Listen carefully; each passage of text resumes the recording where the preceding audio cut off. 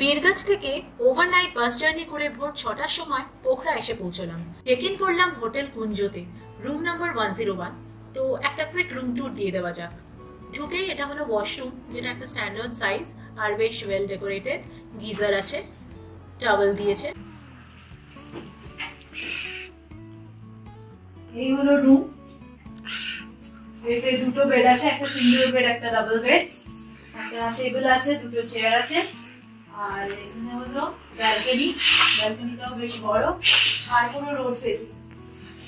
আর দিয়েছে এখানে একটা ওয়ার্ডরোব, আর ওইদিকে একটা মিরর আর টিভি। বাজে এখন 9:15। আমরা ব্রেকফাস্ট করতে যাচ্ছি। এই হোটেলেরই রেস্টুরেন্ট 5th ফ্লোরে আছে, ওখানেই করবো আজকে। আর শুনেছি ওখান থেকে ফেওয়া লেকের খুব সুন্দর ক্লিয়ার ভিউ পাওয়া যায়, তো ওটা দেখবো।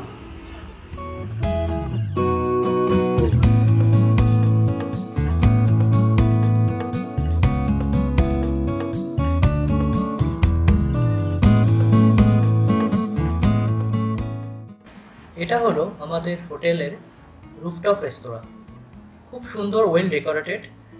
আর এটার ইউএসপি হলো এখান থেকে বসে খেতে খেতে পুরো পোখরা লেক মানে ফেওয়া লেকটা পুরো দেখা যায়। কেমন লাগছে? ভালোই। ঘন্টু বচু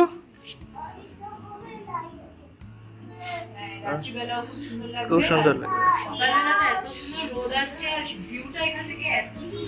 এই যে এখান থেকে ফেওয়া লেক পুরো দেখা যাচ্ছে, পাশেই ফেওয়া লেক। ফেওয়া লেক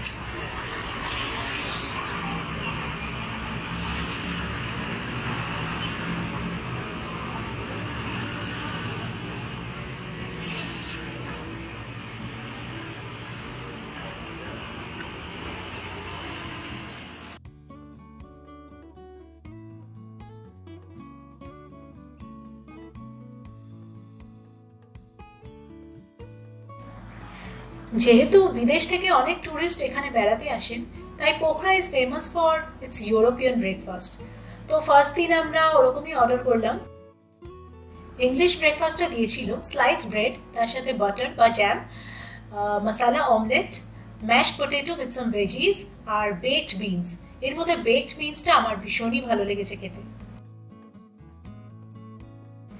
রিয়ান যেহেতু কিছুই খেতে চায় না, বিশেষ করে বাইরে বেরোলে তো আরোই না, তো ওর জন্য আর আলাদা প্লেট অর্ডার করিনি বা করতে হয়নি।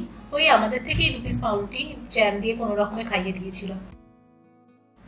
আর শীতের জায়গায় এসেছি, একটু রসিয়ে চা না খেতে পারলে মনটা কি আর ভালো লাগে? তাই ব্রেকফাস্টের পর গরমা গরম 1 কাপ চা আমি একাই খেলাম, যেহেতু অভিষেক চা খায় না, আর আমার ছেলে খেলো juice. Mustang valley, Muktinath Jomsom area है ना।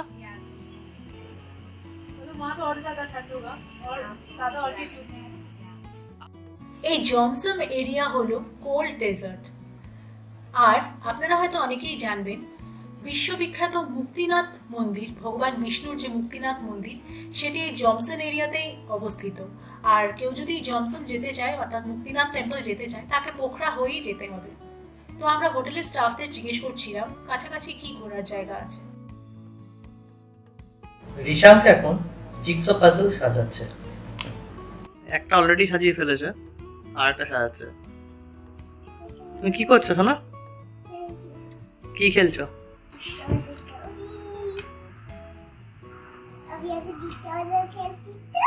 তাকাও একটু আমার দিকে।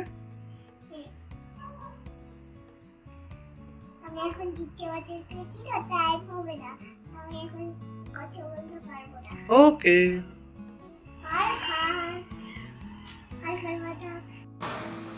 ব্রেকফাস্ট করে আমরা রুমে এসে স্নান টান করে ফ্রেশ হয়ে এখন 1টা বাজে, এখন বেরোচ্ছি।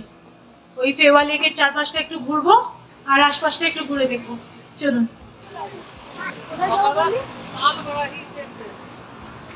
আমরা এখন কালবারাহি মন্দির যাচ্ছি, হোটেল থেকে ওয়াকিং ডিস্টেন্স। আমরা রিসেপশনেই জিজ্ঞেস করলাম যে এখানে ঘোরার কি কি আছে, তো বেশ কয়েকটা নাম আছে এখানে আশপাশে, অনেক কিছু ঘোরার আছে। বাট নিয়ারেস্ট কালবারাহি মন্দির, ওখানে যাচ্ছি। ওটা বোধহয় লেকের, যতদূর শুনেছি লেকের মধ্যে মন্দির, বোটিং করে যেতে হয়, তো আশা করছি ভালো লাগবে। ওই দিকে আমাদের হোটেল, ওখান থেকে আমরা এসে এবার এটা একটা শর্টকাট রাস্তা, এটা অনেক সময় বন্ধ থাকে বাট এখন দেখছি খোলা আছে, সো আমরা এখান দিয়েই যাচ্ছি। Riyan, let's go. এখানে লেকের সামনে বোধহয় সবসময় মেলা টাইপের মানে কয়েকটা রাইডস দেখতে পাচ্ছি, নাগরদোলা, ট্রেন, এগুলো সবসময় থাকে। কোথায়? সত্যিকারের? মা, এটা টার্কি। আরে তুমি ইয়ে করো, শ্যাডো পড়ে যাচ্ছে, তোমার শ্যাডো পড়ছে, ওদিকে গেলে শ্যাডো পড়বে। Wow! Turkey bird. Real turkey.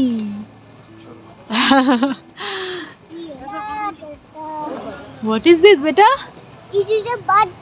What is its name? Turkey. Turkey. Mama, is it to right? No, don't go there. এই যে এখানে এই রাইডস গুলো বোধহয় সন্ধ্যাবেলা চালু হয়।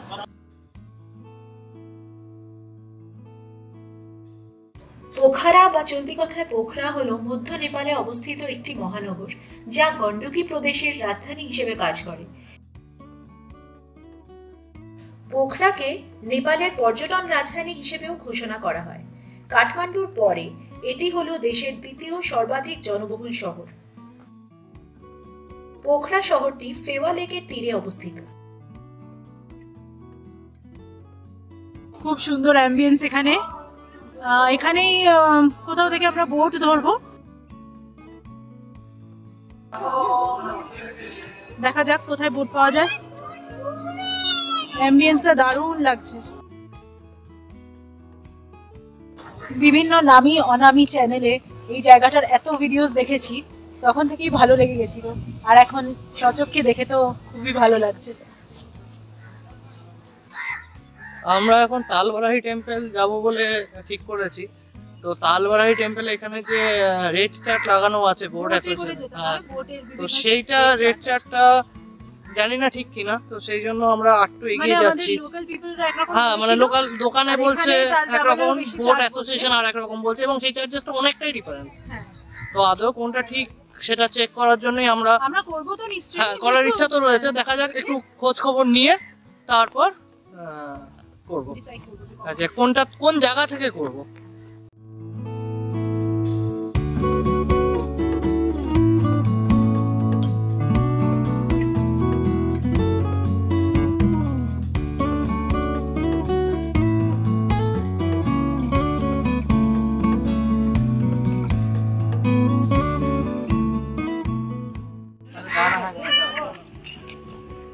ये कौन सा फिश है?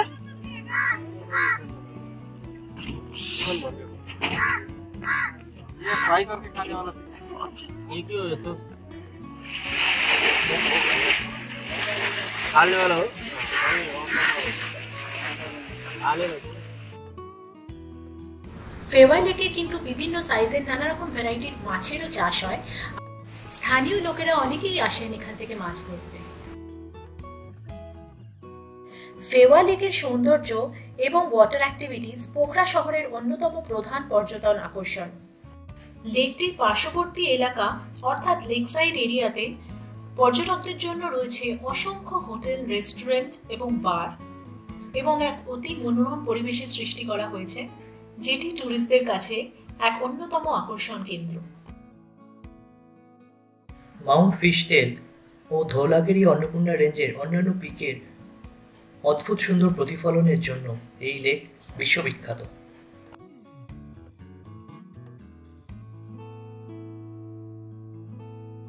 অনেক জায়গায় খোঁজ খবর করার পর ফাইনালি আমরা আমাদের বোটিং পয়েন্টে এসে উপস্থিত হয়েছি। আসা এবং যাওয়ার জন্য পার হেড ফেয়ার হলো 115 নেপালি টাকা। হাই, আরে আমরা এখন নৌকা করে তালবারাহি মন্দির যাচ্ছি। তালবারাহি মন্দির দেখতে যাচ্ছি। তো এরকম এই টাইপের বোটে ফার্স্ট টাইম উঠলাম, খুব মজা লাগছে। এত নিচু বোট, দাও দাও দাও, খুব মজা লাগছে। সবাই মিলে আমরা একটা বোটে উঠেছি। বাঙালি রিয়ান সে হাই রিয়ান এদিকে ঘুরে এদিকে ঘুরে হ্যাঁ ওটা स्तूप स्तूप और ये क्या माचू पिचू है क्रिस्टल का ये है माचू पिचू और ये राइट वाला कौन सा है কোনটা वो जो माचू पिचू और राइट एक तो आपका पीछे ও ওইটা ওটা অন্নপূর্ণা এটা মাচু পিচু ওয়াও তুমি এ বাবা হ্যাঁ হ্যাঁ এটাও তো এটা মাচু পিচু না পাহাড়টা বড় পেটাটা মাই গড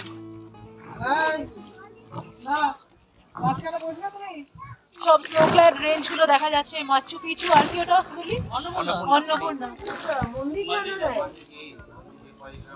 नहीं नहीं मंदिर में तो उतरना है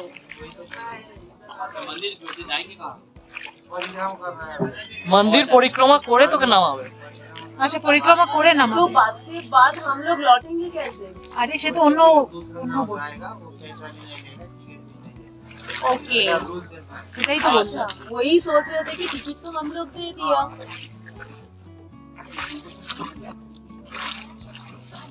কেমন লাগছে শোনা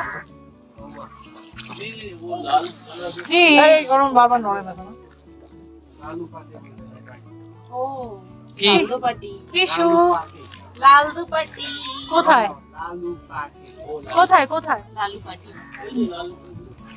ফুলগুলো এই ফুলগুলো হ্যাঁ এইগুলো না রে পাশে তোর পেছনে এইদিকে ডান দিকে এইগুলো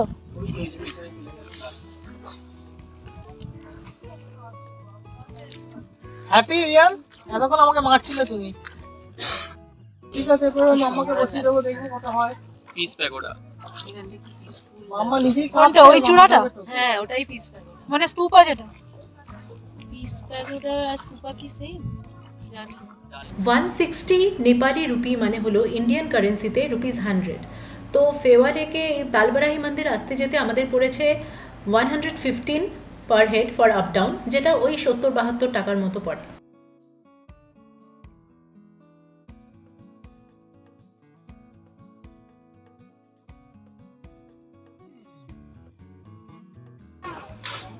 বোটিং করে এসে আমরা এই টেম্পলে এসে গেছি, এবার টেম্পলের ভেতর ঢুকবো।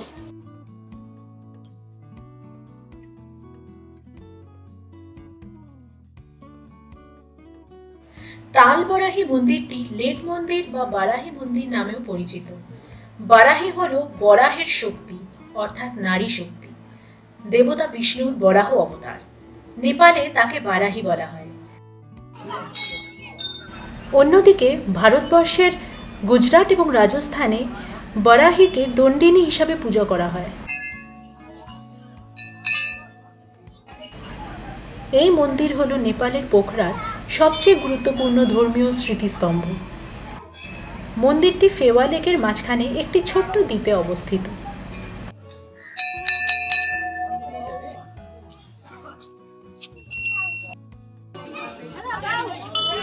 তালবারাহি মন্দিরের মূল কাঠামোটি পাথর দিয়ে তৈরি এবং প্যাগোডা শৈলীতে একটি দোতলা ঘরের ছাদ রয়েছে।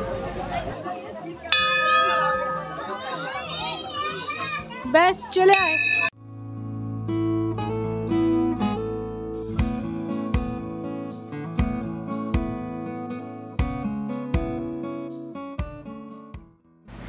আর মন্দির প্রাঙ্গণে এতগুলো পায়রা দেখে বাবু তো খুব খুশি, খালি পায়রাদের পিছনে দৌড়ে বেড়াচ্ছিল, কখনো বা গ্রেনস খাওয়াচ্ছিল, খুব মজা পেয়েছে। কত ফিশ!